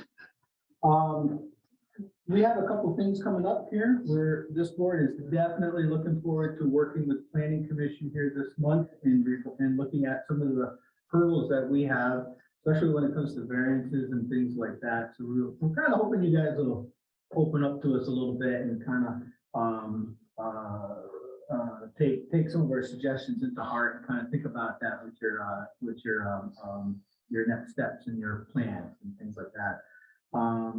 Ross, you and your mom have been very instrumental on the planning, and basically what we want to do is we kind of want to look at some of the things that involve with the variances to kind of make it not so, because it's hard for this board to really feel justified in some of these variances that come in front of us. I mean, it's almost to a point where it's a yay or nay kind of thing, and then it becomes, we like to work off of what we've done in the past, because we don't want to change we don't want to create a situation where people in the community are coming in front of us and have said, well, you guys granted this, and it's like, well, first of all, Set the precedent. yeah, we want to, we want to continue to set the precedents to move forward and really hone in on that. And I think we are doing a good job at kind of setting that precedent, so when people do come at us, at least we have some tools in our toolbox to say, well, no, we did that because of this, and things like that. So we're looking forward to those working meetings, and don't be surprised if we kind of reach out to you guys to probably do some more of these type of working meetings in the future. I know I started doing a working meeting within our own group 2 months ago. We got together as a group, and that's where we came up with these ideas to kind of like present it to you guys to say, this is our stumbling blocks, and we want to kind of move forward from there. So that's the way we want to grow this board, or the way I feel we should grow this board. I think these guys haven't beaten me up yet in the parking lot, so I'm thinking they're on the same page as I'm on. So that's the way we kind of want to move forward with this board, so that we're all in tune with interpreting the regulation correctly for our community members. Yeah, I think that's all I have. You guys think of anything else? I'd like to add that I enjoy this board. I mean, we can get in a deliberative session and just like throw rocks at each other. And by the time we're done, I mean, we sit down and say, we made the right choice and we all agree to it. So I mean, if there was ever an example of a board that's very functional, I'm proud to be part of the DRB. But, so the way I understand DRB, the way it follows is you got the town plan, you get the planning commission, all of those things fall into how we manage the DRB. So when we're looking at growth within our communities as well, like Spencer was saying, I mean, we're trying to look at ways that we want businesses to come in, we want residents to come in, we want growth within the community. We don't want to be the blockade for that growth. We need to understand what's the right venue and what's the right parameters for us to make that happen, so. And in some instances, our book kind of like is kind of rigid, and we really have to look at that as a team, because the interpretation on our side sometimes can get us into a situation where we're like, oh boy, this is, I know we've had a couple cases go in front of the environmental on McQuam Shore. That seems to be a little bit of a bugaboo for us, as to what, whenever somebody comes up from McQuam Shore, we definitely pay attention, and we try to make sure that it's done correctly. So, because of our past practices out there and, in the past. But anyways, and to Reg's point, and thank you for that. And I think a lot of cases, very few times do we actually come out and make a decision where it's kind of like a split board. I think it's, we're either, our practices, where usually the majority is all on, and things like that. So I feel like we're finally getting there as a board and moving forward. Anybody have anything to add? Nothing. Harold, I know you're in the community. Do you have anything to add, Harold? You're muted, Harold, if you gotta add anything. You usually got something to say, Harold. All right, I guess we're gonna move on. Does anybody have any questions of us? Yeah, I just want to, as someone that reads your minutes on a regular occasion, just because I know that it's directly tied to what we do. Wow, somebody reads our minute. Whoa. I read them all. So. That's true bedtime story. I just read every morning when I'm drinking my coffee, when I first get to work, get to school. But anyways, one thought I had with that, speaking of the precedents and some of those things, especially maybe McQuam Shore that you guys have set, if there was a list or on, every 6 months, you guys had those, hey, these are the things that we did for variances in the last 6 months, and kind of sent them over to us, or we had a more concrete list of those things to say, oh, they made this change in this district because of this was a one of, or hey, they've made this change like a couple of times in this McQuam Shore, for example. Maybe we got to start looking at that district and do something a little different. We're going to talk about that, Ross. Oh, I'm sure, but I mean, I'm just thinking in the future wise, if we had more of like and I know Ed asks Amy sometimes for, what he's giving out for permits, and we're not sure for what she's giving out for permits. We're not trying to make more work for Amy, but those bigger ticket items, it's not necessarily everything you look at, but those variances and the precedents you've already set. And if there's a way to put that in language and put that in writing so that it makes your job a little easier in the future. So the two areas that come to your point, Ross, the two areas that really hit me pretty hard in my head over the years has always been the village, the small lots and things like that of the village and McQuam Shore. Those are the, Hog Island seems to be okay. I mean, we do get some stuff out there, but yeah, the village and McQuam Shore, these small, I mean, we just had one last month for the small lot, and boy, we had a hard time with it. And there was a gentleman where he wanted using Swanton in the town, and we had to work with him with his variance, and we figured out a way to help him out, because we don't want to have that message going out to the community that we're not willing to help people with, I mean, honestly, if it wasn't for Dick Thompson, I don't think I'd be here today, because back in the day, I was like, wait a minute, I own my property, I should be able to do what I want to do with it. I had that old mindset, but you got to be within reason on it. And, you know, as you sit back and you look at it and you start thinking about it, you've got to figure out a way to help people out so they can do something with their property that they purchased their hard-earned money with. In the story. And I think that on our side, you know, we find the bugaboos that come up, and I think it's now looking at how do we communicate that back to the other board members and especially the planning commission to help us out with that, because they can be problems. So. But Harold's got something. Harold, you're finally here. Yeah, yeah, I finally got unmuted, Reg. Sorry about that. Spencer, sorry about that. I was trying to unmute when you asked me. I don't have anything to add. I think you and Reg covered it very well.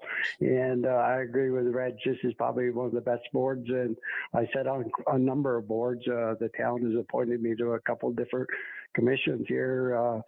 This is probably the best board that I sat on. And at regional planning, I sat on 3, I think, other boards besides regional planning, out of regional planning. So it's really good. And I agree with you, Spencer, that the village is a big concern to us. And I think as a board, we go out of our way to make sure that the people follow the guidelines, but still we're not telling them, nope, we don't want it here. We don't want you to do this.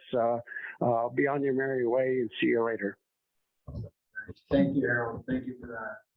And the last thing I'd like to do is I'd like to thank Joseph. Joseph has really done a good job of stepping up to helping us out, keeping me in line in our notes so that Ross can read them okay.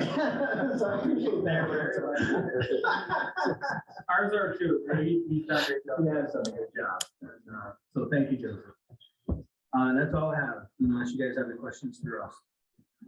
Sounds good. Perfect. Thank you. Ed, I just want to pick up on something Spencer said, I think, talking about in this lady communication. What do you people think for making sure that our agendas and our minutes are published in the newspaper? I sometimes think it's a waste of money, but other times people surprise me and say, St. Albans Town now puts their minutes in and the agenda. Enosburg is doing more of that. And I'm just wondering, communication to the people who support us, our voters, is very important. And I'm wondering if that might be a step forward that we could do. I know there's a cost for it, but communicating with our citizens is probably the most important part of our jobs.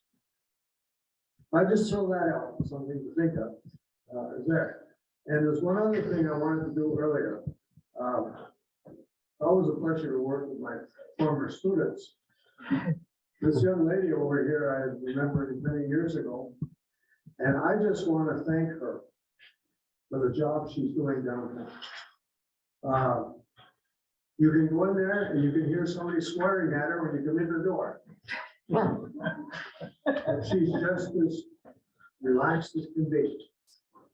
And there was once a couple of years ago, not that long ago, I walked in the door and whoever it was in there, which I later found out who it was, swearing, and you're not allowing me to build, and et cetera, et cetera. And he was going on and on and on.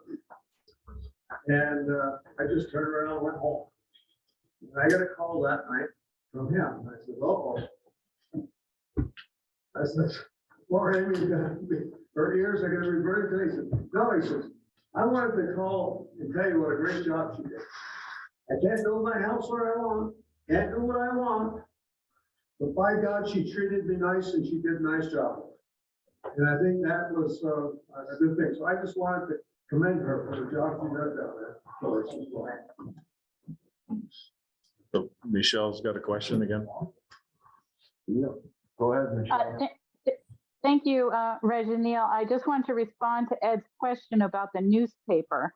When it came to the communications survey, the newspaper was second to last preferable communication technique. The second, the last was TV and YouTube. Just so you know, I think if you wanted to do that, that would be really great. And I would actually recommend you posting minutes and maybe even just a notice that meeting minutes. I'm sorry, I meant to say post agendas when they're ready. You could even just post those on your social media, and you could post a notice in Front Porch Forum to say, oh, new minutes are out, or we just posted a new agenda. And you could actually reach a lot of people that way, just to know that that's happening. But just a question with regard to note and newspapers. And I know that's still regulatorily by statute, the required way, but just so you know, that's not how we necessarily reach our constituents. I agree. I think posting them on Facebook, posting them on our page, like that's what those social media posts are for. You can be sitting on your couch. I don't get the newspaper. A lot of people I know don't get the newspaper anymore. I mean, papers are going out of business because nobody reads them anymore. They do online papers. But they go on our webpage, not Facebook. They're there within a couple of days. And sometimes they're just really hard to find on the webpage, especially the town webpage compared to the village. It is just really hard to find when minute agendas and minutes are posted. Understand. Thank you. Thank you, Michelle. Thank you. Okay, so we're at public comment, what? Yep. Yes. I am sure about that. Yeah. We're in public comment. Yep. Jane wants to talk about McClellan Shore. Just real quick, you all know that the county and the folks on the Falls River applied for a grant for a study down there that uses species. It was, they didn't get the grant. And I've had Elizabeth look, and there's not any other grants to apply for this year for it. We're available for next year to apply for it. It was thrown around the thought of maybe using some ARPA money to put towards one of those grants that we were looking for. Do the study down there. So I just want to throw that out there. I'll just discuss it further when we talk about ARPA money. So the upgrades that you're talking about are water and sewer? No. Talking about water quality. Water quality on the South Okay. Shore. That's why I wanted to know. In the beach in your area, Okay. Our, all right, okay. Our, there we go. Nope, that one. But, You did get a grant, though, didn't you? no, You applied for we it? applied for a grant for down there to do a study on the what there is for invasive species in there, and they didn't want to. Need a grant? So, Or sturdy. so I thought that was one of the years when we do that, but maybe just look at that money. Why study? $1,000. All right. So. And I know that we have the beach down there and everything, and I mean, it's not even usable, so. Well. Yeah. Yeah. No.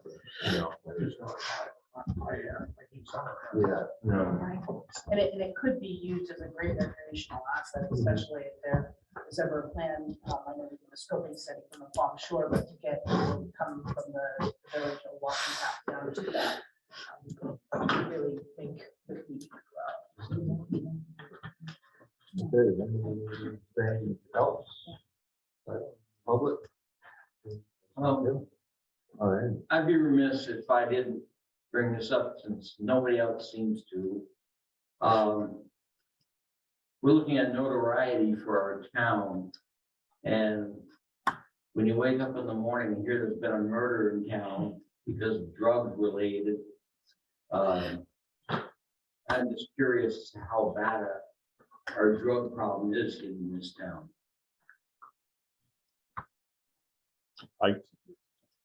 I can't speak for the police. I can say since the property in question that we had that incident, since that's been vacated, a lot of the businesses have said things are a lot better around town. So that building is completely empty now? Yeah. And there was another place across the river too, I guess. They went, police went and raided. I don't know any info on that, but I do know the property you mentioned that it's been vacated and the residents have been relocated. What about the brick house there that the guy came, wanted to install all those tenants and turn it into like an assisted living home? That place there on, Well, it's over on the corner. of York. New, not new, but, York and Second. yeah, by the monument there. I haven't heard any issues there lately. We deal with them, it seems, one at a time. Yeah. Yeah. Yeah, Yeah, one, every community has a problem. The other problem is that the police department just can't go in and clean it out. People have a previous notion that they can just put a stop to it, and just, it's not like that. Yeah. And almost sometimes, it's just like a tenant, a landlord, some people have more rights than what really we feel they're entitled to. That's the unfortunate part. Absolutely. I can tell you, Andy, that there was a lot of collaboration between State Fire Marshal's office, our local health department, myself as emergency manager for Swanton and village manager because it was in the village, and Matt Sullivan, our new chief. So there was a lot of work to make what happened. So we got, I'd say, fortunate. Yeah, there was a lot of conversations, a lot of meetings with them properties. And our hands were tied. So, Yes. you know, we noticed, we recognized, but we really had very little say what it down there. Unfortunately, Facebook again, just made us screw up. We dealt with the health department. So, yeah. And unfortunately, the end of all. Good question. Before we move forward, can I just touch on that? Because statistically, I don't have data, but there is consistently youth prevention methods put in place to encourage our youth not to use substances. And there's also now a resource list for anybody that is struggling with those services to help them find resources on our Swanton Rec webpage, just for community members, because you can't happily, healthfully recreate without having those kinds of support services. So if anybody is looking to get more information and resources on how to combat it, they're there. One thing I'd like to put out, Rick, if I may. You know what's that? Oh, This guy's for. Yeah, all I would like to add to what you're talking about is, I just think the chief should have some type of briefing on what happened in the village, the murder. Nothing was said. That's why you got a lot of stuff on the internet questioning what's going on in this town. Because there's no transparency, no answers. So maybe something like that could be done. So our department didn't take lead on that case. We took the initial call when it was 911 into Central. But afterwards, when we realized what the magnitude was, the state police took it over. So they were the governing agency. So they, the way that works, they should have been the agency to release that. But no one did. No one did, but someone should. I'll bring it up tomorrow. Well, the state did release. I don't think they can. information, Right on Facebook. It's under investigation. I saw it several times. So I would have to say to the folks that are here, I took it upon myself, last Thursday night, I did a ride along. First of all, I spoke with Sergeant Raney for about an hour. Then I did a ride along with one of the officers for about 5 hours. Primarily because, you know, unlike Earl, I do local media. And, you know, you see all this negativity that our police departments do. And I myself had some questions too, which I'm very happy to report that I left very satisfied with the answers that I got. Because people that know me, I was in the record business for 35 years. Intercepts on my head. So I want to make sure that there was an accident that I got the call that they didn't just pass it off there. But I was concerned because, and I did this several nights in a row.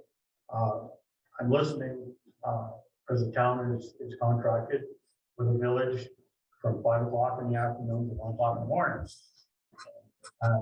Blew me away that I'm sitting there night after night and I'm not hearing one single officer dispatched in. So I got in touch with the new chief, expressed my concerns, and I asked him to set it up so I could do a ride along and have to report to the board. That was when we had our informational meeting last time. The very next day, I got an email directly from the chief and telling me that Sergeant I needed to conduct me to set it up. And it happened. So the one thing important, to answer my question, is with all this new modern technology, these officers have that computer and the cruiser. Very little stuff is actually there. It all comes right up on the computer. And he actually took and showed me, he had like 4 or 5 calls that he had to go to. And they kind of them as priority. So emergency, obviously, they respond, otherwise in their shift, they don't do there. One of the things that people on the select board, we were concerned with, is we get our report from the chief, and very concerned about the number of car stops and no tickets issued. So I asked this question to Sergeant Wagner, and so he shared it with me that primarily, which I would have given that stop to it, unless somebody was driving, 15, 20 miles over the speed limit. Or if they stop and they have a technical hit. In most cases, there's no warning. With reference respect, this same person that they give a warning to might remember that and might turn and give instant information that would rubber something else. One big thing that I went home quite proud of the officer. I don't know who the officer was. But he told me another scenario where a young lady that does live in Swanton was speeding. In fact, she was speeding 12 miles over the speed limit in the village.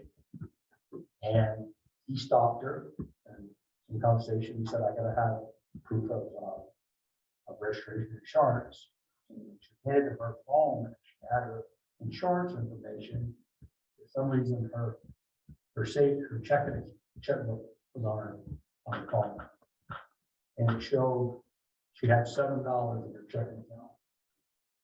And this is a single woman, raising a child, and that ticket would have been $160.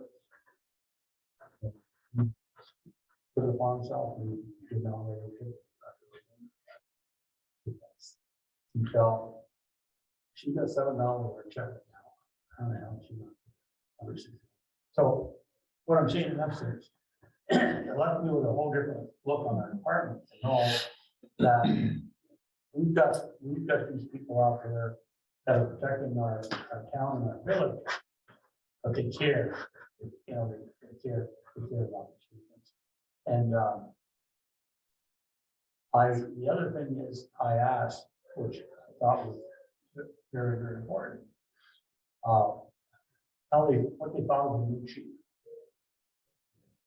Everyone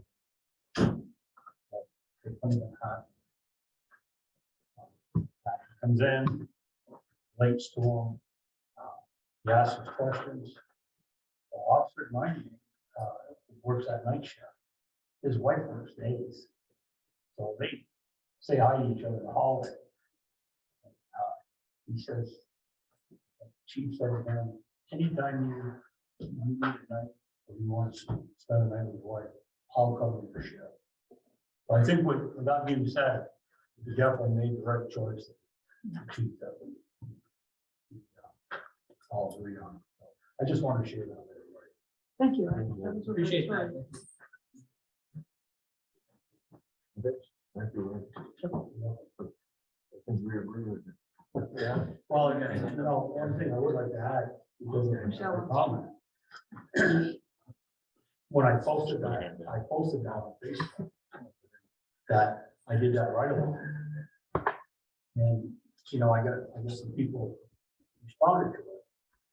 And the thing of it is like I responded back, you gotta do what I did. If you got a question, you can do the same thing I did. You can go in and you can talk with these guys, they'll answer your questions. You wanna do it right along? You don't have to be on the select board to do it right along. Right. And I think this is the problem that I see. We have the people in the community that they don't think that our officers are doing the job and so on and so forth. But they won't take the time to go in, if they've got an issue or concerns, they won't take that time to go and talk to them. They'll bitch out on social media, which we all know what it does. But on my behalf, I just want to say, I could have been happier. We're very, very fortunate, which I think Reg knows, to have Officer Diane on our board. Because this guy, for his age,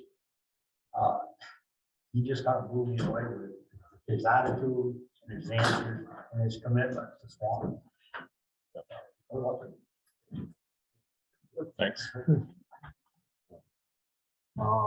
Any other public comment? Do we have this evening? Michelle? Hi, I just wanted to have a moment of gratitude to say that we have a lot, for a small town, we have a lot of issues. We have a lot of complex issues too. And I just really appreciate this. One, I appreciate this working group coming together, and I appreciate all the collaboration that's going on between these groups. I attend many of the meetings, and I see profound collaboration improving since I've been here now 6 years. So I'd like to just say that. And I also want to recognize your recognition and hopefully your prioritizing communications as you have communicated tonight. So I think we all appreciate that for those of us who can't be in every decision as you guys are committing yourselves. And I just wanted to thank you for that. Thank you, Michelle. Thank you for being involved too. You've been contributing to the community quite a bit in the last few years too. So we appreciate that. My pleasure.